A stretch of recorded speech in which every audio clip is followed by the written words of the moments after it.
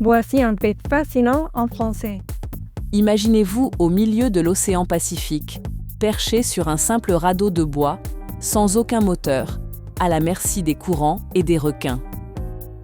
En 1947, beaucoup pensaient que c'était une mission suicide. Pourtant, c'est précisément ce qu'a entrepris l'explorateur norvégien Thor Heyerdahl. Son but ? Prouver une théorie révolutionnaire. Les anciens peuples d'Amérique du Sud auraient pu coloniser la Polynésie en traversant l'océan sur de simples embarcations artisanales.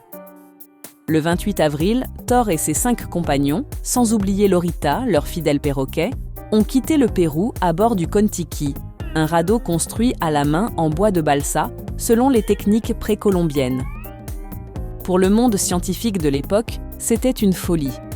On pensait que l'océan était une barrière infranchissable, un mur d'eau isolant les civilisations. Mais pour Heyerdahl, l'océan n'était pas un obstacle, c'était un chemin.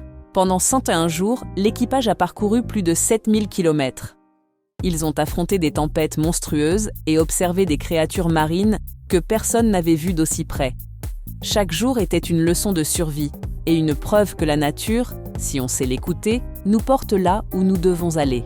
Lorsqu'ils ont enfin touché terre dans l'archipel des Tuamotu, ils n'ont pas seulement réussi un exploit physique. Ils ont changé notre vision de l'histoire humaine.